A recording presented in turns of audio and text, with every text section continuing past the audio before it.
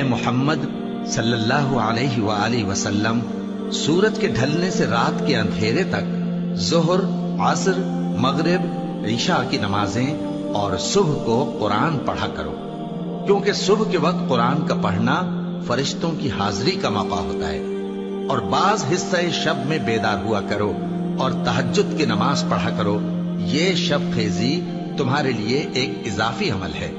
उम्मीद है कि अल्लाह तुमको मकाम महमूद पर फाइज फरमाए। और कहो कि ऐ परवरदिगार, मुझे मदीने में अच्छी तरह दाखिल कीजो और मक्के से अच्छी तरह निकालियो, और अपने हाथ से जोर कुव्वत को मेरा मददगार बनाइयो, और कह दो कि हक आ गया और बातिल नाबूद हो गया। बेशक बातिल नाबूद होने वाला है।